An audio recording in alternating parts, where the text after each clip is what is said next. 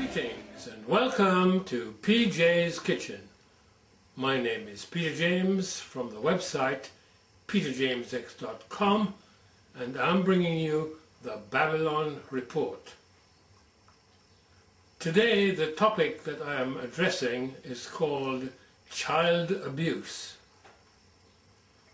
At present there has been a document on the website since 2005 called Child Abuse, and over the past several weeks it has been the most popular document.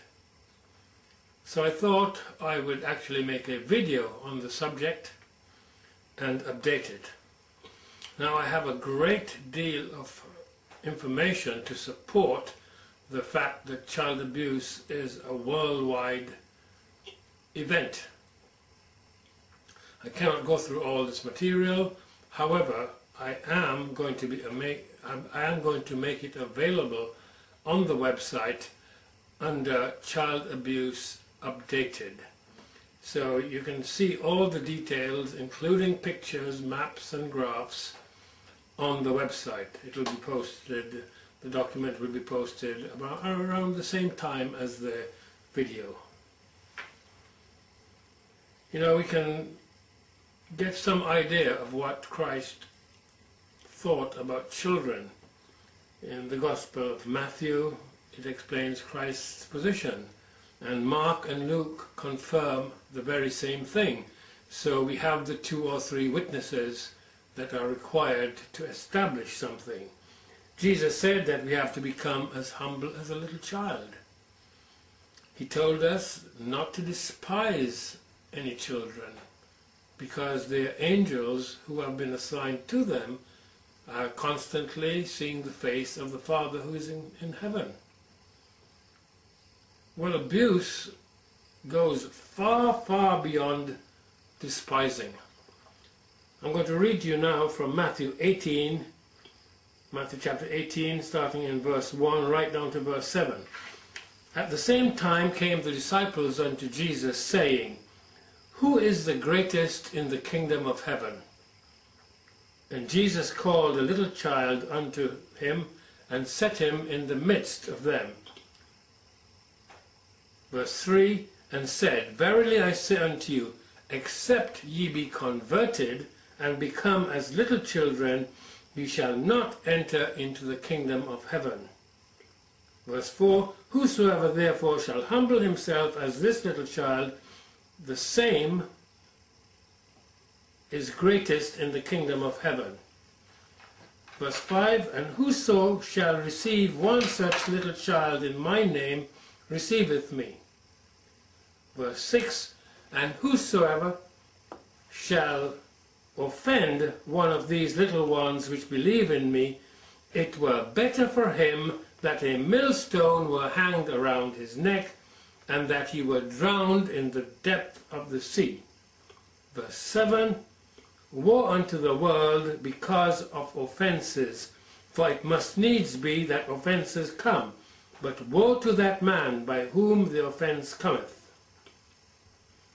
And verse 10, Matthew 18, Take heed that ye despise not one of these little ones, for I say unto you that in heaven their angels do always behold the face of my Father which is in heaven. Verse 7 makes it clear that we are in a world in which there will be offenses. We all know that. But it is very, very interesting that in this particular context, it is speaking about children. You know, that whole section, Matthew 18, 1 to 7, was speaking about children. And even verse 10. So we are told it's inevitable there will be offenses.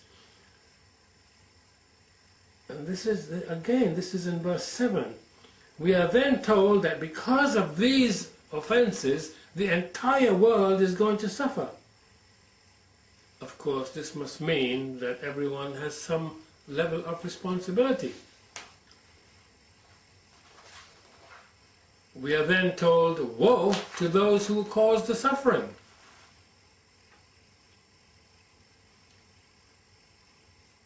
the verse before Matthew 18:6 tells us that those who are responsible for the offences would be better off being drowned in the sea with a millstone tied around their neck. Millstones are heavy stones that are sculptured out so that they can grind grain. So we can see how very seriously the eternal God views these matters. Now the fifth point here, I didn't number the other points, but this is the fifth one. After the perpetrator of gross evil is killed, is that the end of it? No, it is just the beginning.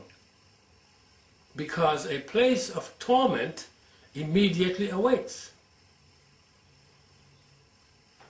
It's the very same place that is mentioned in Lazarus and the rich man. You see this in Luke 16 and verse 23. And in hell he lifted up his eyes, being in torments, and seeing Abraham afar off and Lazarus in his bosom. Luke 16:24. And he cried and said, Father Abraham, have mercy on me, and send Lazarus that he may dip the tip of his finger in water and cool my tongue, for I am tormented in this flame. Oh yes, the Bible tells us there's a very, very real hell there. I think we'll see some more of that later. But we at least have the foundation for the rest of the message. You know, Amnesty International said, out of sight, out of mind. In the absence of judicial oversight, detainees in Bagram, as at Guantanamo, have been subjected to just such abuses. It was talking about the various abuses. But this is the point.